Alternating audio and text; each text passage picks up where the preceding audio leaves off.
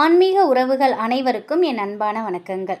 நாளைய தினம் 21/4/2025 அபிஜித் நட்சத்திரம் வருகிறது.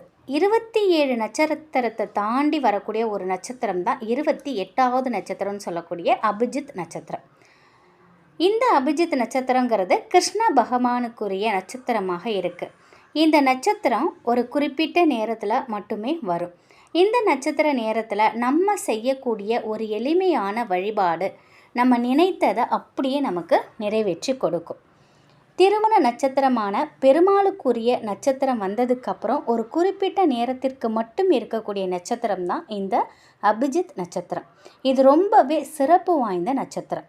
இந்த நட்சத்திர நேரத்தில், இந்த நட்சத்திரம் இருக்கக்கூடிய நேரத்தில் நம்ம என்ன செய்தாலும் அது நமக்கு அதிர்ஷ்டத்தையும் யோகத்தையும் நிச்சயமாக கொடுக்கும். இப்படிப்பட்ட நேரத்தில் நம்ம செய்யக்கூடிய ஒரு மந்திர வழிபாட்டை தான் இந்த பதிவில் பார்க்க போகிறோம். அபிஜித் நேரம் திருக்கணித பஞ்சாங்கத்தின்படி நாளை 21/4/2025 நாளை மதியம் 12:25 முதல் 12:49 வரைக்கும் இருக்குது. வாக்கிய பஞ்சாங்கப்படி பார்த்திங்கன்னா நாளை காலை 21/4/2025 நாளை காலை 8:22 மணி முதல் 8:46 வரைக்கும் அபிஜித் நட்சத்திரம் இருக்கிறது. ரொம்பவே சிறப்பு வாய்ந்த இந்த நாளில் நம்ம செய்யக்கூடிய இந்த வழிபாடு நம்ம நினைத்ததை நினைத்தபடியே நிறைவேற்றி கொடுக்கும். அபிஜித் நட்சத்திரம் அப்படிங்கிறது கிருஷ்ண பகவானுக்கு உரிய நட்சத்திரம். திங்கட்கிழமை அப்படிங்கிறது சிவபெருமானுக்கு உரிய கிழமை. இந்த தினம் தேய்பிறை அஷ்டமியும் வருகிறது. இது காலபைரவருக்கு உகந்தது. இப்படி இவங்களோட இந்த மூன்று தெய்வங்களோட அருளையும் நம்ம பெறக்கூடிய இந்த நாளில் நம்ம சிவபெருமானின் மந்திரத்தை அபிஜித் நட்சத்திர நேரத்தில் 24 முறை மட்டும் கூறினால் போதும். நம்முடைய வாழ்க்கையில் நம்ம என்ன நினைக்கிறோமோ, என்ன நினைத்து அந்த மந்திரம் சொல்கிறோமோ நிச்சயமாக அது நடக்கும். இந்த நேரத்தில் உங்கள் வீட்டு பூஜை அறையில் ஒரு தீபத்தை ஏற்றி வைத்து, இந்த தீபம் சிவபெருமானுக்கு முன்னாடியும் நீங்கள் ஏற்றலாம், பெருமாளுக்கு முன்னாடியும் நீங்கள் ஏற்றலாம். தரையில் ஒரு விரிப்பு போட்டு உட்காந்துட்டு நீங்கள் வடக்கு பார்த்து உட்காந்துக்கோங்க. தீபம் கிழக்கு பார்த்தவாறு எரியட்டும். சிவபெருமானுக்குரிய இந்த ஒரு வரி மந்திரத்தை 24 முறை மட்டும் சொன்னால் போதும்.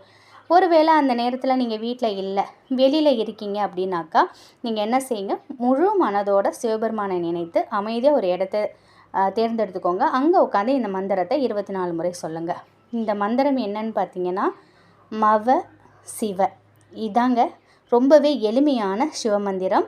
மவ சிவ ரொம்ப ரொம்ப ரொம்ப எளிமையான சிவமந்திரத்தை கிருஷ்ண பகவானுக்குரிய நட்சத்திர நேரத்தில் இதை சொல்லும் பொழுது கிருஷ்ண பகவானோட அருளும் சிவபெருமானின் பரிபூரண அருளும் நமக்கு கிடைக்கும். நம்ம நினைத்தது அப்படியே நிறைவேறும். அதனால் நிச்சயமாக நாளைக்கு அபிஜித் நட்சத்திர நேரத்தில் இந்த ஒரே ஒரு வரி இந்த மந்திரத்தை 24 முறை நீங்கள் கண்டிப்பாக சொல்லுங்கள். மிக பிரம்மாண்ட வெற்றி உங்களுக்கு கிடைக்கும். நீங்கள் நினைத்தது நிச்சயமாக நடக்கும். கிருஷ்ணரையும் சிவபெருமானையும் மனதார வணங்கிக்கோங்க. நாளைய தினம் ரொம்பவே அற்புதமான நாள். ஹரியும் சிவனும் ஒன்று அப்படின்னு சொல்லுவாங்க இல்லையா? பெருமாளுக்கும் சிவபெருமானுக்கும் உரிய நன்னாளிலே நம்ம 2 பேரையும் வணங்கும் பொழுது 2 பேரோட அருள் பரிபூரணமாக நமக்கு நிச்சயமாக கிடைக்கும். இப்போ நான் 2 டைமிங் சொல்லியிருக்கேன்னு தயவு செஞ்சு குழப்பிக்காதீங்க. ரெண்டுமே வாக்கிய பஞ்சாங்கம் திருக்கணித பஞ்சாங்கம் படி நான் போட்டிருக்கேன். உங்களுக்கு எந்த நேரம் தேர்வு செஞ்சுக்கிறீங்களோ அது உங்களுடைய விருப்பம்.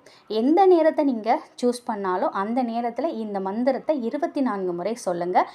இல்லை நாங்கள் 2 நேரமும் நாங்கள் வழிபடுறோம் அப்படின்னாலும் ஒன்றும் பிரச்சனை இல்லை. 2 நேரத்துலையும் இந்த மந்திரத்தை சொல்லி வழிபாடு பண்ணிக்கோங்க. நிச்சயம் இந்த ஒரு தகவல் உங்களுக்கு பயனுள்ளதாக இருக்கும் அப்படின்னு நம்புகிறேன். நன்றி.